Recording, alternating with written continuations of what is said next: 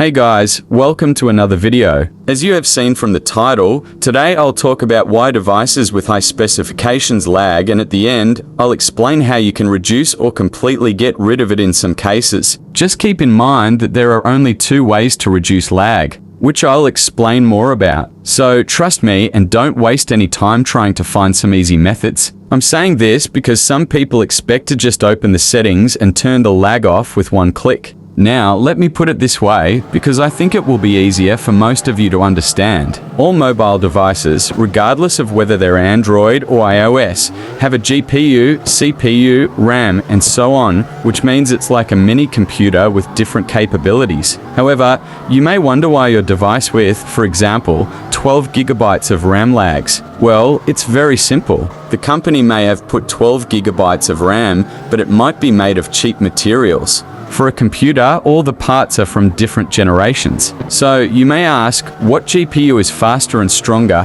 a 3090 or a 4090?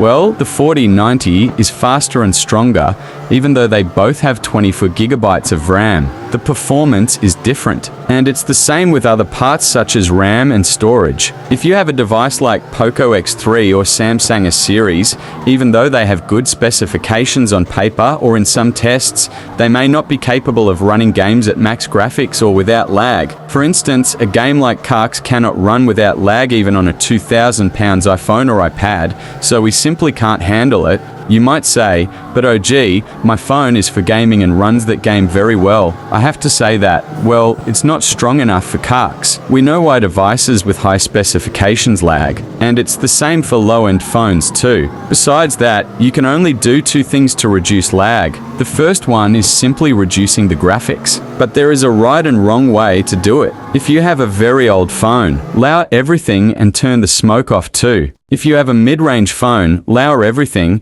but put the resolution and render distance in the middle, and make sure the motion blur is off too. If you have a high-end device, you should be alright to max everything, but make sure to turn off the motion blur because it's very effective. Just to let you know, even with lowering the graphics, the lag won't go away. Personally, I can only play without lag by having a gaming cooler on, so get your hands on one. I suggest getting one from either blackshark or Razer, but make sure not to go with something cheap because it won't be effective. That's all, guys. There is literally nothing else you can do about it. Anyway, if you found this video helpful, a like and sub will be appreciated.